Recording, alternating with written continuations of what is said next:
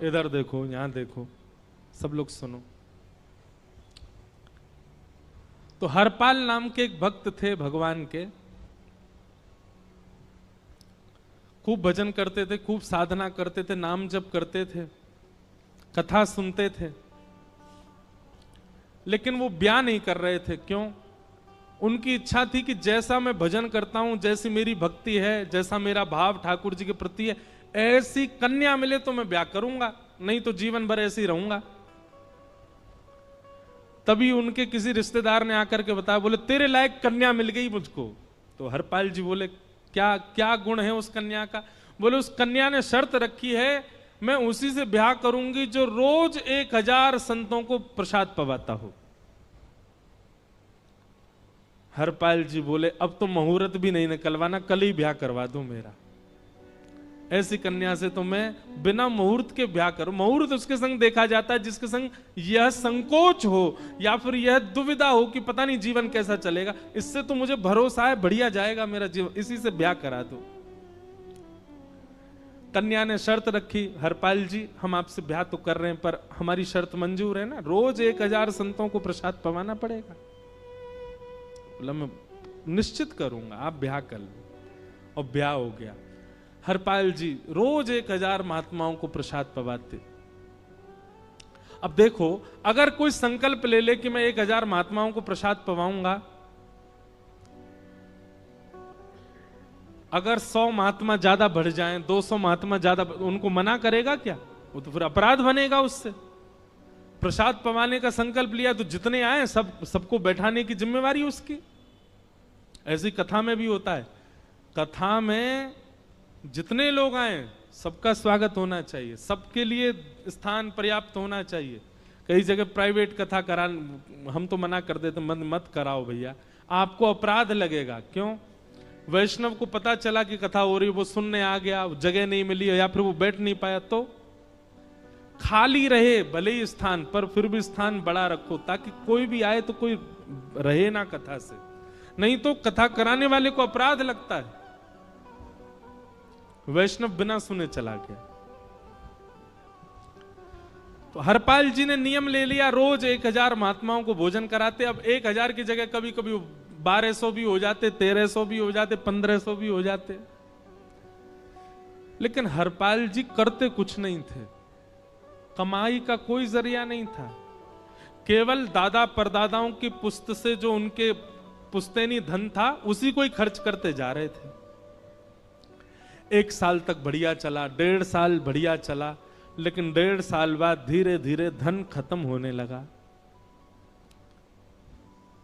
जैसे ही धन खत्म होने लगा, हरपाल जी बड़ी चिंता में आ गए, क्या करें। पत्नी को नहीं बताते थे। क्यों? बोले इससे तो शर्त लगी, इसको क्यों बताऊं अपना दुख, इससे तो शर्त मेरी यही शर्त थी कि रोज 1000 संतों को भोजन कराना।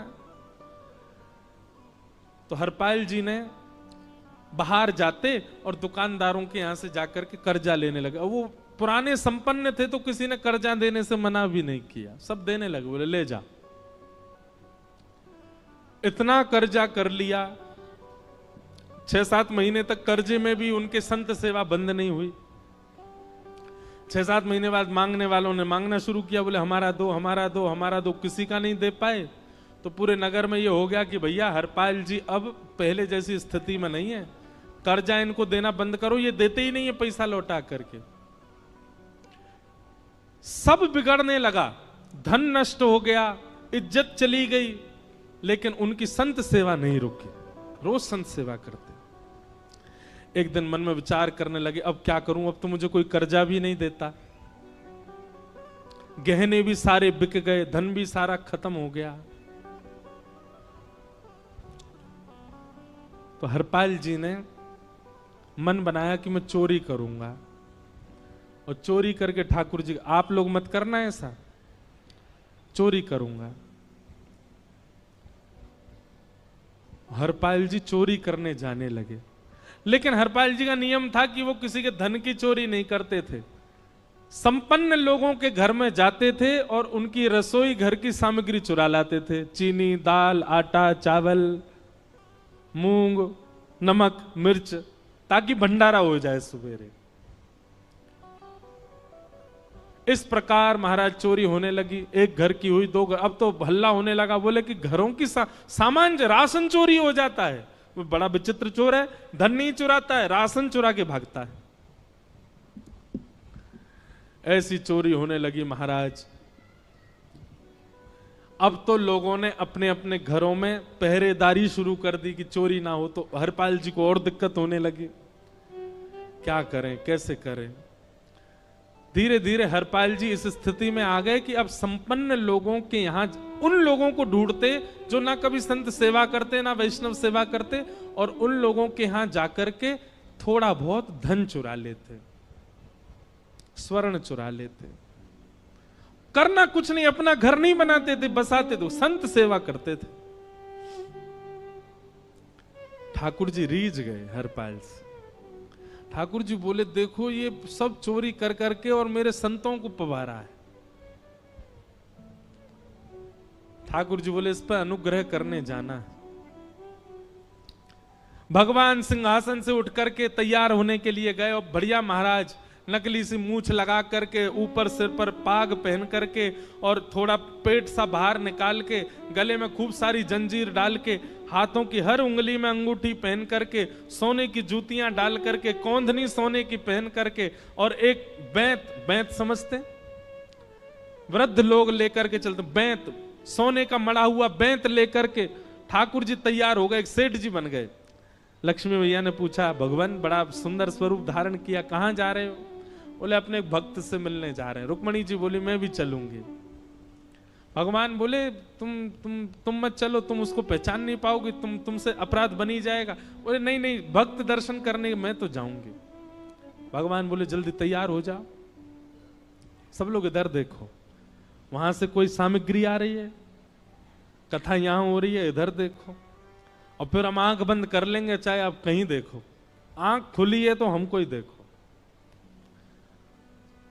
रुक्मणी जी एक सेठानी बन गई, ठाकुर जी सेठ जी बन गए, और दोनों ने मन में विचार किया कि हरपाल जी को दर्शन देना है। और यहां हरपाल जी की स्थिति क्या थी? अब संत सेवा के लिए कहीं से भी धन नहीं मिल रहा था। तो हरपाल जी एक मार्ग पर जाकर के बैठ गए और सोचने लगे, कोई धनवान यहां से निकलेगा तो उसको लूट लूंगा, और लूट के भाग जाऊंगा, सारा धन संत सेवा में लगा दूंगा। तभी उस मार्ग पर कोई और तो आया नहीं, ठाकुर जी सेठ बन करके आ गए। और महाराज खूब सारे गहने पहन करके, पाग बढ़िया सोने की जड़ाऊ पाग पहन करके, ऐसे वस्त्र पहन करके, और छम छम करते चलते आ रहे हैं। उन गहने ही बज रहे हैं ठाकुर जी के।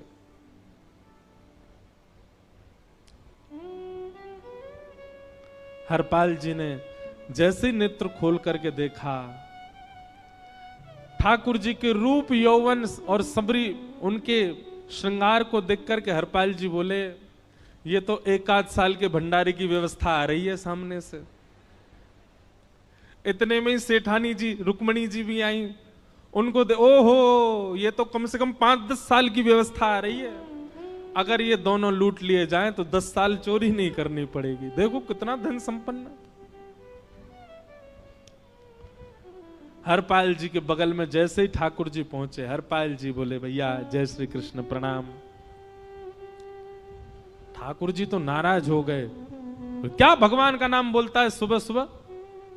तुम सब लोग बड़े पाखंडी हो, ढोंगी हो, और हमने सुना इस गांव में एक रहता है